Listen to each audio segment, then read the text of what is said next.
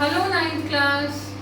I hope you all are fine at your place and doing very well in your studies. We have two new students in our class today. Please welcome them. मुझे पता है कि live class में इनका नाम gaming zone से आता है, बेटा please change it, okay, so that हमें ये फीलिंग ना आए कि आप सिर्फ गेम खेल रहे हैं. Okay, welcome these to new students and treat them with your friendship, with fraternity. इन लोगों की हेल्प करना प्रीवियस वर्क करने में. And one thing I must tell you, the feeling of brotherhood is very good. अगर आप लोग class में यूनाइटेड होके रहोगे ना, सब लोग एक दूसरे की हेल्प करोगे, कोई पीछे रह रहा है तो उसका सपोर्ट बनोगे, this will enhance your personality as well. ऐसा नहीं होता है कि हम किसी की हेल्प करते हैं तो सिर्फ वो आगे बढ़ जाता है, हमारी पर्सनैलिटी में भी इन्हांसमेंट होती है. So never step back from helping others. किसी की मदद करने से कभी पीछे नहीं हटना लाइफ में.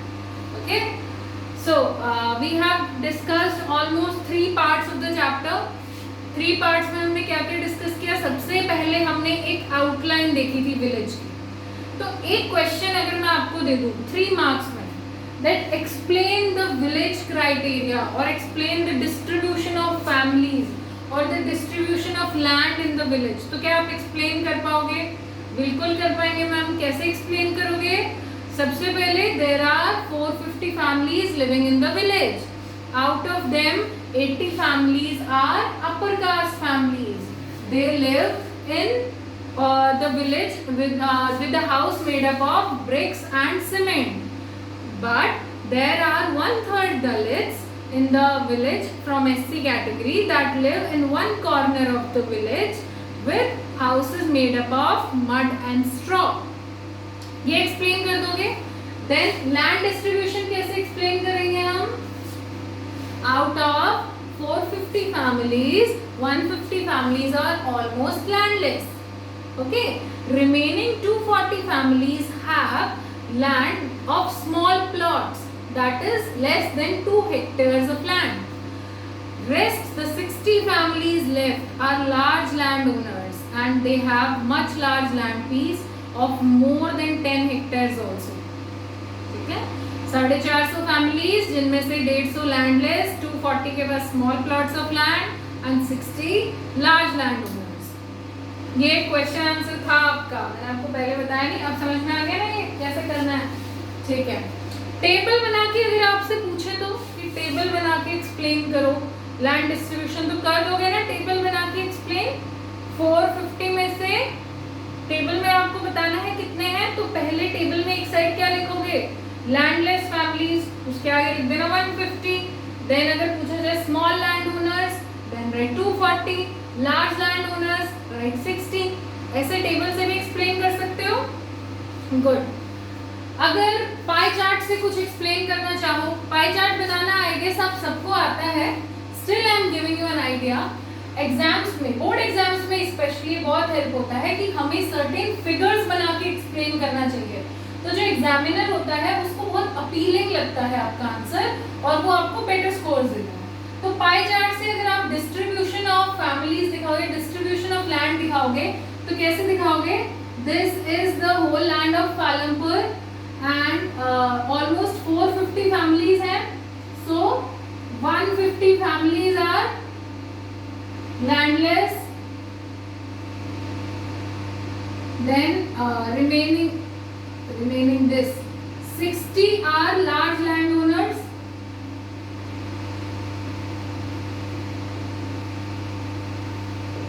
and these 240 are small landholders.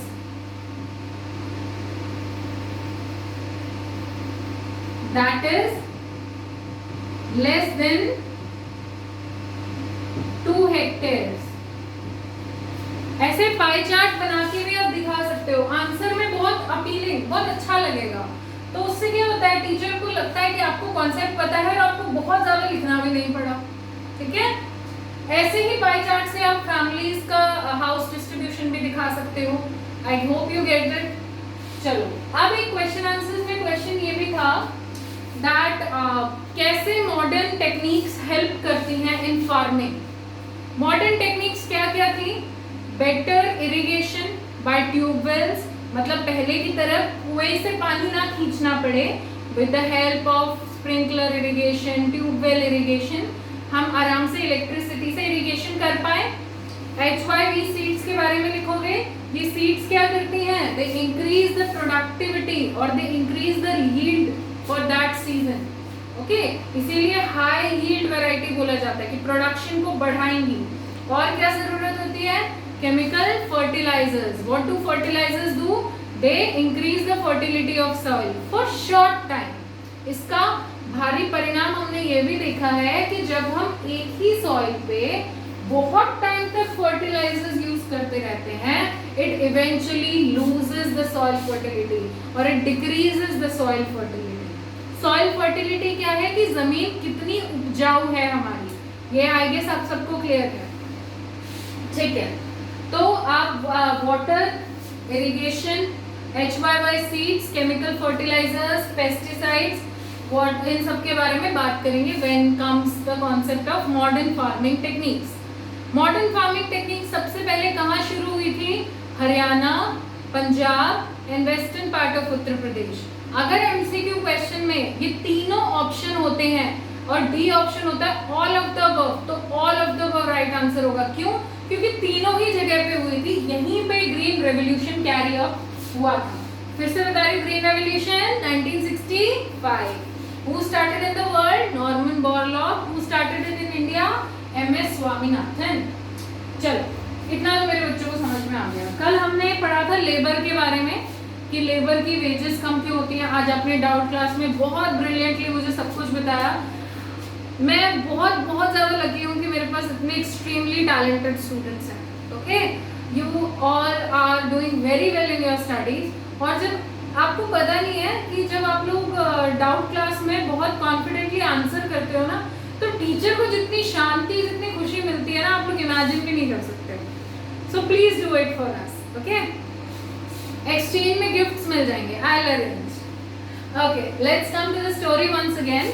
हम लोग अब तक डिस्कस कर चुके हैं लैंड के बारे में, हम डिस्कस कर चुके हैं लेबर के बारे में, हम डिस्कस कर चुके हैं फिजिकल कैपिटल के बारे में। अब एक लास्ट कॉन्सेप्ट जो आता है वो ये था, what do we do with the surplus grain.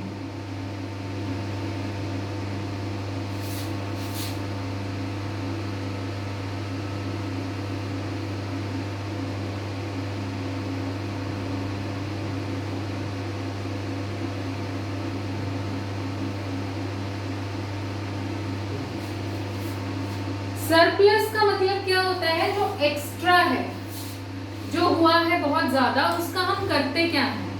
अब जो मीडियम या फिर स्मॉल लैंड ओनर्स हैं, उनके पास क्या बहुत ज्यादा वीट होता है? नहीं।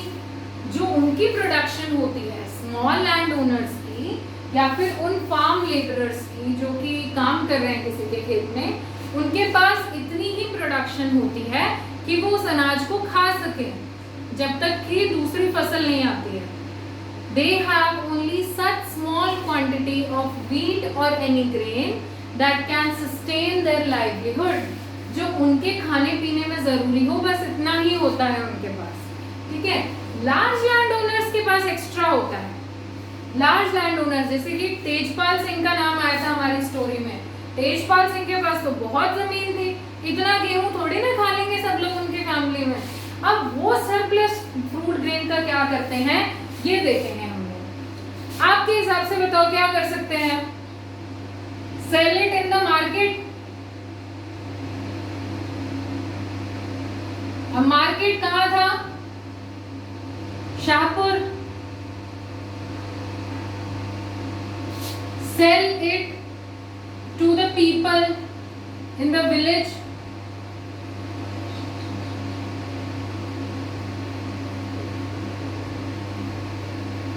डायरेक्टली। अब हमें इस जगह खुद को इमेजिन करना है। तेजपाल सिंह हमारे आगे क्या करेगा? तेजपाल सिंह को छोड़ो, अपने आप को इमेजिन करो। हमारे पास मान लो बहुत ज्यादा जमीन है, ज्यादा खुश मत हो, बहुत ज्यादा है, सोचना है बस, ठीक है। सोचिए बहुत ज्यादा जमीन है, इतना प्रोडक्शन ऑफ व्हीट हुआ उस पे, we can not use the whole production for our consumption, इतना हमें नेसेसरी नहीं है फॉर अवर लाइवलीहुड। तो बाकी का क्या करोगे, आप खुद से दिमाग लगाओ। या तो गांव में आपसे जिसके पास लैंड ज्यादा नहीं था वो डायरेक्टली आपके घर से लेके चला जाएगा कि आप मुझे दे दो ये, ठीक है, या तो आप ये करोगे, या फिर क्या करोगे, अगर किसी को विलेज में डायरेक्टली नहीं देना है तो जाके मार्केट में सोल करोगे। मार्केट के जो ट्रेडर्स होते हैं, हो सकता है कि वो व्हीट को यूज करके एज व्हीट ही बेचें, हो सकता है वो उसका आटा बना दें, ठीक है, और डो बना के तब उसको बेचें। तो आपको नहीं पता है दैट वो व्हीट फ्लोर की तरह बेचेंगे या फिर व्हीट बेचेंगे, बट आपने ट्रेडर को बेच दिया, ठीक है। ये दो ऑप्शन कर सकते हो। तो इससे आपको एक स्टेटमेंट पता चलती है कि सरप्लस व्हीट या ग्रेन किसके पास होता है, only large land owners. And what do large land owners do with their surplus wheat और grain, they sell it in the market और they sell to the people directly. Do small landowners have the surplus wheat? No. Small landowners have only this amount of wheat from their land produce that they can use it for their family needs. छोटे जो किसान होते हैं जिनके पास कम land है, उनके पास इतना ही गेहूं या अनाज उग पाता है एक सीजन में जिसे वो अपनी फैमिली नीड्स या कंजप्शन के लिए यूज करते हैं। जैसे कि एक सविता का केस पढ़ा था हमने, जिसने 1 हेक्टेयर में ही सिर्फ खेती की थी सारी, याद आया? सविता केस क्या था, सविता के पास 1 हेक्टेयर लैंड है और उसको कैपिटल चाहिए था, किससे लिया था, तेजपाल सिंह से। उन्होंने क्या किया था, they applied very high interest rate, 24% interest rate पे उनको 4 मंथ्स के लिए पैसे लेन किए थे। और क्या कहा था, जब हार्वेस्टिंग आ जाएगी मेरे खेतों में, then you will do the work for 100 rupees per day। याद आ गई सविता की स्टोरी? तो सविता भी छोटी लैंड ओनर है, तो क्या उसके पास बहुत ज्यादा अनाज होगा? नहीं, वो भी फैमिली के लिए यूज करेगी। एक हमने पढ़ा था गोविंद का केस, गोविंद के केस में क्या पढ़ा था, 2.25 हेक्टेयर लैंड था, वो उससे अपनी फैमिली के नीड्स पूरे करते थे। बाद में 3 सन्स के बीच में डिवाइड हो गया था लैंड, तो 0.75 हेक्टेयर एक बच्चे के हाथ में आया, उसमें इनफ ग्रेन हो ही नहीं रहा है, वो बस अपनी फैमिली कंजप्शन के लिए उसको यूज कर रहे थे, ठीक है, ये समझ में आ गया आपको। सेकंड, अब हमें पढ़ना है कि शाहपुर में, पालमपुर में अदर देन फार्मिंग कौन सी एक्टिविटीज थी। हमने डिस्कस किया था that farming was the main activity in Palampur. 75% of the people in Palampur depended upon farming for their livelihood। सारी इकोनॉमिक एक्टिविटी 75% लोगों की किस पे डिपेंड थी, फार्मिंग पे। 25% तो अब भी बच गए, उनके बारे में बात करेंगे अब। नॉन फार्मिंग एक्टिविटीज, एक तो हमने बात की फार्मिंग एक्टिविटीज की, फार्मिंग के बारे में हमने सब पढ़ लिया, कैसे हम खेती को बढ़ाएंगे, क्या प्रॉब्लम आएगी, फिजिकल कैपिटल में प्रॉब्लम आएगी तो कहाँ से अरेंज होगा, लेबर कैसे अरेंज होता है, लेबर की वेजेस कैसे फिक्स होती हैं, सब समझ लिया हमने। नॉन फार्मिंग एक्टिविटीज जो खेतीबाड़ी से रिलेटेड नहीं है, ऐसी बहुत सी एक्टिविटीज हमें इसमें पढ़नी है। पहले हम पढ़ेंगे रिलेटेड टू डेयरी, फिर हम पढ़ेंगे शॉपकीपर्स, फिर हम पढ़ेंगे manufacturing,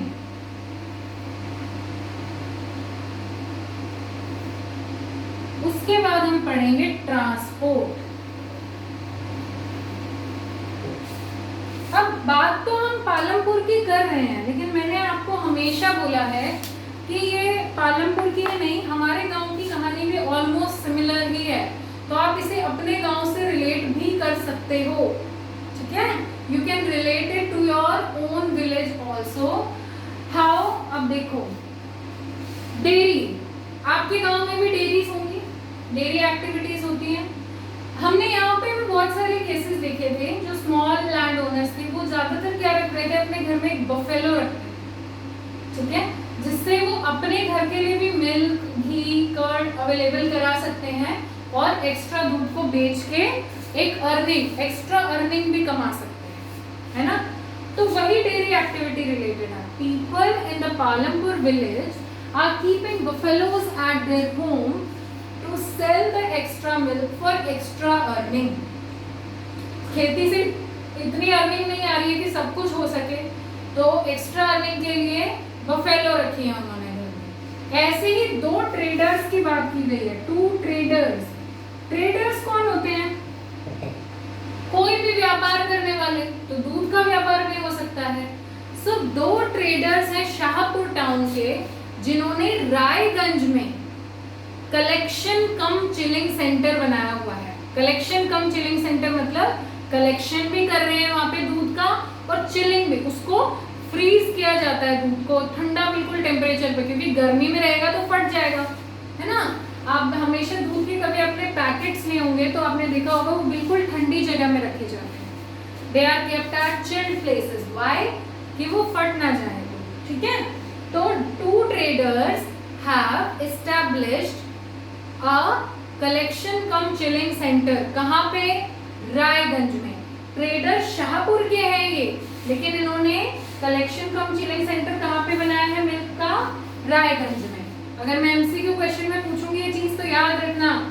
where is the collection cum chilling centre of milk located? At Raiganj. Okay. Now coming to the shopkeepers. Shopkeeper की अगर आप बात करो तो आपके गांव में कितनी ज्यादा बड़ी दुकानें हैं?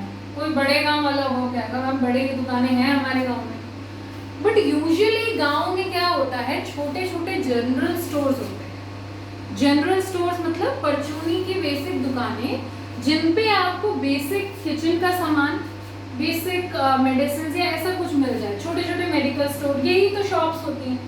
और ज्यादातर क्या होते हैं, जो लोग बस स्टैंड के पास रहते हैं उनके पास जो लैंड होता है वो उसमें शॉप्स बना देते हैं छोटी, और उनको रेंट पे दे देते हैं. वो भी एक्स्ट्रा अर्निंग हो जाएगी. आप मान लो अगर आप बस स्टैंड वाले एरिया पे रहते हो तो आप क्या करोगे, चलो अलग से और एक्स्ट्रा कमाई ही आ जाएगी, दुकान बना देता हूँ, है ना. तो वही करते हैं. अब शॉपकीपर्स बेसिक वहाँ पे आइटम्स बेचते हैं. परचूनी की जनरल स्टोर्स हैं पालमपुर में. उनके पास आपको basically T, wheat, milk, pulses और आपकी वीट, राइस, गुड़, चीनी, जो भी आपको बेसिक सामान चाहिए होता है घर में किचन में, मसाले, वो सब आपको शॉपकीपर्स के पास अवेलेबल हो जाए. क्लियर? ये शॉपकीपर्स कहाँ से सामान लाते हैं? होलसेल रेट पे टाउन से सामान लाते हैं. शाहपुर से ये सामान लेके आते हैं अपनी छोटी दुकानों में, फिर ये विलेज पीपल्स को बेचते हैं. ये बात समझ में आ गई? क्लियर? शॉपकीपर की चीज समझ में आ गई. मैन्युफैक्चरिंग क्या होती है? किसी भी चीज को बनाना. तो अगर आपसे पूछा जाए क्या मैन्युफैक्चरिंग पालमपुर में बहुत लार्ज स्केल पे हो रही थी, क्या बहुत ज्यादा लोग मैन्युफैक्चरिंग कर रहे थे? No. Manufacturing in Palampur village was not on a very large scale. Less than 50 people. 50 लोग से भी कम लोग मैन्युफैक्चरिंग में इन्वॉल्व हैं. मैन्युफैक्चरिंग किसी भी चीज की हो सकती है. अगर आप चरखे से कपड़ा बनाओ, that is manufacturing of cloth. अगर आप शुगर केन को क्रश करके, हमने पढ़ा था शुगर केन एक क्रॉप थी बहुत इंपॉर्टेंट पालमपुर की. शुगर केन को क्रश करके अगर आप गुड़ बनाते हो, jaggery, that is also manufacturing. So manufacturing is producing और making any new item. Pots बना सकते हो क्ले से. ठीक है. जो आपने कुम्हार देखे होंगे आपके यहाँ पे, बहुत सारे मिट्टी से वो ब्यूटीफुल आर्टिकल्स, चीजें बनाते हैं. That is also manufacturing. But Palampur में मैन्युफैक्चरिंग एक्टिविटी बहुत लार्ज स्केल पे नहीं थी. मैं स्टेटमेंट दे रही हूँ आपको that manufacturing is carried in Palampur on a very large scale. True और फॉल्स? फॉल्स. मैन्युफैक्चरिंग में बहुत ज्यादा लोग इन्वॉल्व नहीं थे.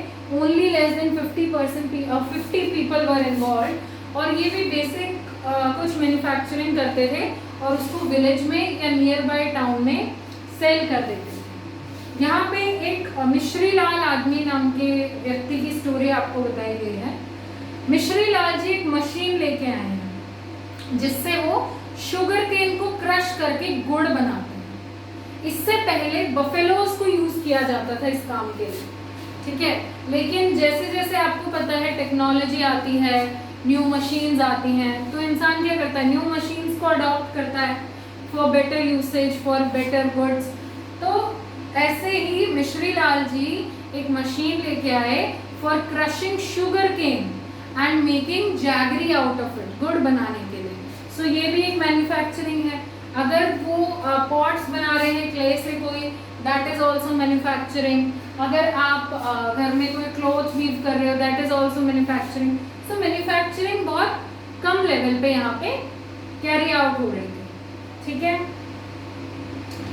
ट्रांसपोर्ट, ट्रांसपोर्ट हमने बात की थी। पालमपुर के आसपास जितने भी रोड थे, चाहे रायगंज के हो चाहे शाहपुर तक हो, they were well connected, okay, well connected roads जिन पे बहुत आराम से सारे व्हीकल्स रन कर सकते हैं, ठीक है। तो उन व्हीकल्स को किस लिए यूज किया जाता है, एक वुडन कार्ट बोगी मैंने आपको बताया था, बफेलोज के साथ ज्वाइन कर दी जाए, उनको किस किस काम में यूज किया जा सकता है, कुछ सामान कैरी कर सकते हैं, जो ट्रेडर्स हैं वो सामान टाउन से विलेज ला सकते हैं, विलेज से टाउन ले जा सकते हैं बेचने के लिए, लोगों को ले जा सकते हैं फॉर ट्रांसपोर्ट, उनसे बेसिक किराया ले लेंगे और लोगों को वहां छोड़ देंगे, इसलिए भी व्हीकल्स यूज हो सकते हैं, ठीक है। तो transport is also readily available there.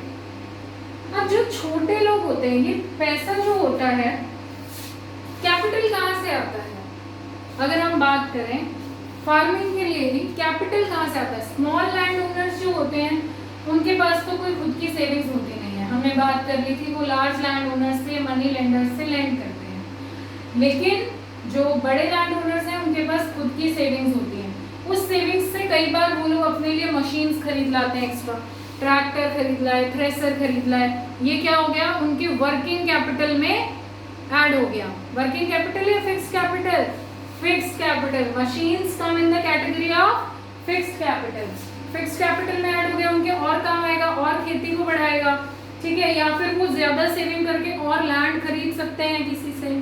So large land owners usually have huge savings, small land owners के पास वो सेविंग्स नहीं होती है। These basic non-farming activities were happening in Palampur village. अगर मैं आपसे इनमें पूछूं, चारों नॉन फार्मिंग एक्टिविटीज में सबसे ज्यादा इंपॉर्टेंट कौन सी थी, डेयरी।